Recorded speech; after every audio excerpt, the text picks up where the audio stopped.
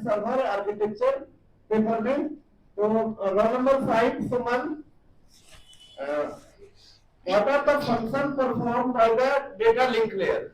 So there are mainly basically 5 functions performed by data link layer that are hope-to-hope delivery of data, and the second one is framing, third one is physical addressing, fourth is flow control, and fifth is error control. So first we will start from node-to-node delivery of data. The main responsibility of data link layer is to send data from one node to another node. It contains the information that from which node the data will be sent to first node and then to other node, and so on till the destination will be received. And the second function of the data link layer is framing.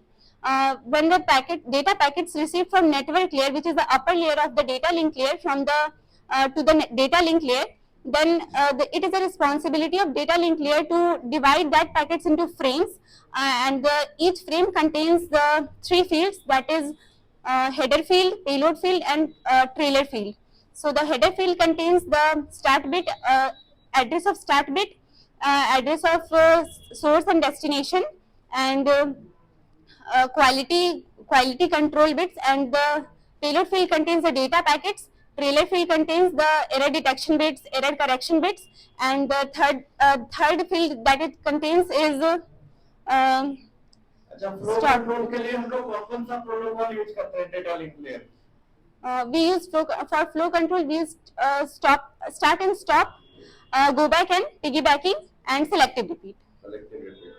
अच्छा, noisy channel के लिए कौन use होगा? आपका sliding window या फिर sorry selective repeat या go back in?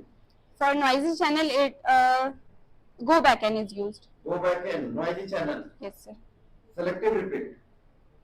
Go back in is used for noiseless channel because frame loss होने का प्रोबेबिलिटी आपका हाई होता है उसमें गो बैक इन में, ठीक है।